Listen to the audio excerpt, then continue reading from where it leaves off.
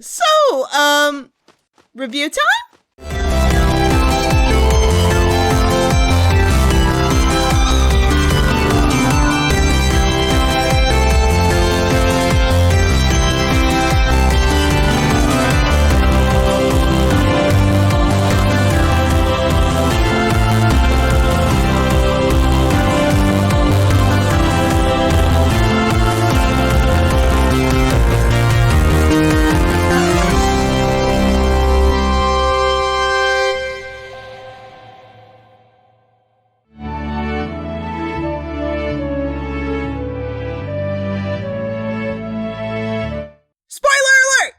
If you haven't seen this movie yet, then I encourage you to stop watching right now, as it will contain spoilers. And go check out the movie for yourself. Trust me when I say it is worth the look. For those of you who have seen the new My Little Pony New Generation movie, welcome back, and oh gosh, do I have so many positive things to say about it. Granted, I won't sugarcoat the fact that the movie is extremely predictable in its plot, and has also left me with more questions than answers, but I won't deny regardless, it's still a fun watch with friends. The music is catchy, each of the characters are unique in their own way, and sweet Celestia, the animation and background designs were phenomenal. Though, of course, I'm sure some of you are asking questions that I myself am thinking. Sunny becoming an Alicorn, and is it permanent? What happened to make the pony races hate each other in the first place? Are the pony races officially going to get along now since 3 of the pony leaders came together over a picture frame?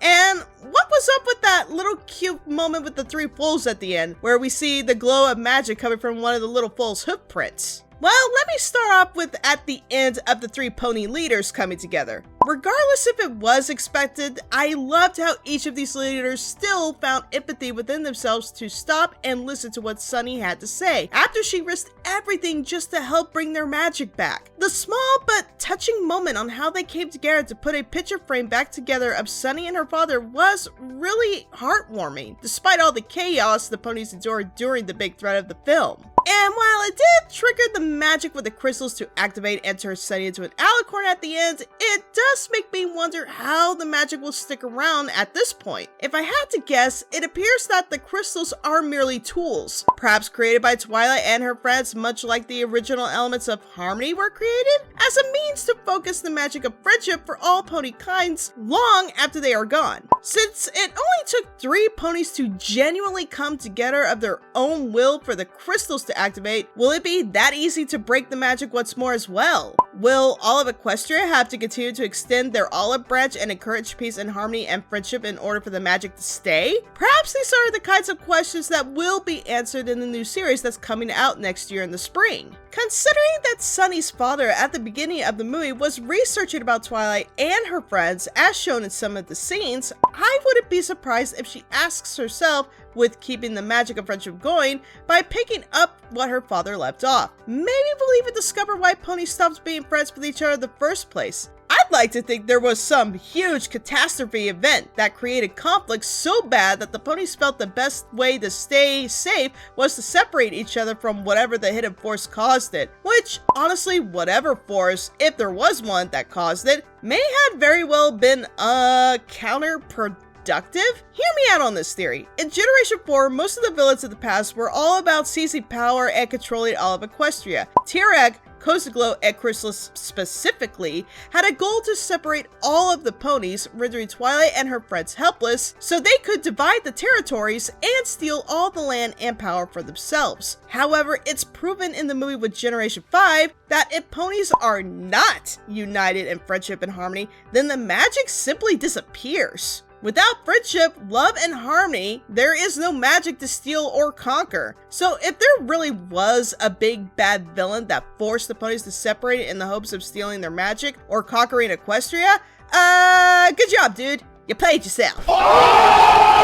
Which brings me to the topic about the villains of the movie. And to be fair, there really weren't any to speak of. Sure, there was Sprout at the end, but I hardly give him the title as he was merely motivated by fear of how he was raised with a combination of over-encouragement of his mother. Being insecure, scared, and pressured are all nasty combinations. From what I gather, the entire obstacle in the movie was convincing each pony of different tribes that they could be united once more, that they could work together and not have to be afraid of each other anymore, that they could choose to be friends and learn to love and respect each other, because clearly fear and hate and separation is the whole reason why they didn't have magic in the first place. Each leader did something unique in that regard to show they possessed good qualities. I was glad that Phyllis, the character, was given dynamic on trying to profit from the fear and propaganda of the Earth ponies, only to realize that she took things too far with her son, and having that one linger of doubt in her face as a result, that putting fear and over-encouraging those around her of fear can result in ugly consequences. Queen Haven was all about status and keeping up a charade of power while giving off the fake sense of safety to her people, but she was willing to drop all that and be a good parent when it came to her daughters Pip and Zip escaping jail to find them and make sure they are safe. Alpha Biddle didn't have much going for him at first, other than being all about games and winning things off his competitors, but his true sparkle shines when he came out to find Izzy and bring her home, as well as that special moment where he jumped into the line of fire to protect those smaller than him. All these characters that we thought were one-dimensional obstacles would later show that there's more to them that meets the eye.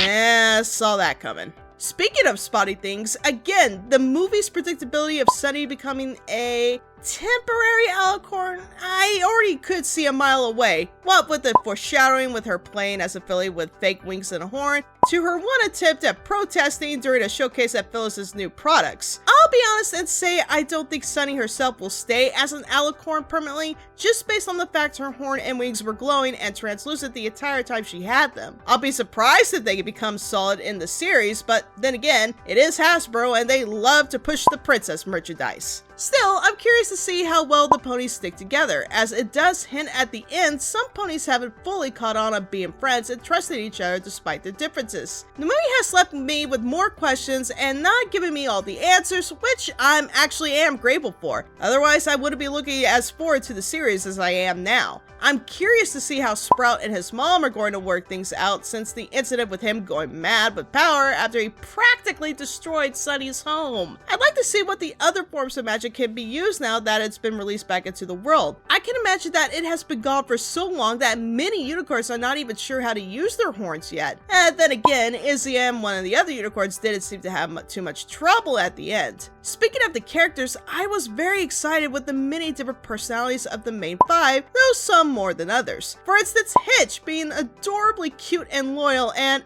clearly animals have a thing for him, to Izzy not only being a bubbly happy go-getter, but she also has doubts and dreams, such as not wanting her new friendships to end. Pip really being into singing and catering to her online fan base, and Zip being concerned about flying and bringing back magic to her people. Speaking of Pip and her music, holy cow, I can already name the top 3 of my favorite songs: Angry Mob, Fit Right In, and Glowing Up. But for those of you who are not really into musicals, I'm afraid this movie is not for you. I do admit that the movie felt like it shoved in a lot of unnecessary songs, that it kind of took up the time that could have been used for character development. I only know so much about these two princesses ponies that I really felt like some of the songs just weren't that necessary. I want to see more dynamic with all of them as friends. But I don't let these tidbits put me down on the movie, guys. I couldn't help but laugh throughout the majority of the scenes, spotting random moments of hilarity in the background, to horse puns, and even movie parodies. I literally laughed for 3 minutes straight when I was pointing out the pony version of Terminator 2 Judgment Day. The unicorn's culture revolved around paranoia of bad luck, with words such as magic, feather, wing, and mayonnaise? What's up with that? Don't even think I'm going to do the ritual of warding off the jinxies, guys. I was born a Pegasus. Overall, though, I really enjoyed this film. It had its pacing issues and predictability, but it was still so much fun to watch with friends, and maybe get together with some of your friends and watch it together. I guarantee it'll bring you a laugh and some fun music to listen to. But what was your favorite moment in the movie? Were there some issues you wanted the movie to address? What are you looking forward to in the upcoming new series? Either way, I would love to hear from you. Be sure to like, comment, and subscribe. It really does help to support my channel, as well as sharing this video around. If you would also like to support me further, be sure to check out my Patreon page and merch shop. Thanks again, and keep an eye out for those rainbows. They will make you smile.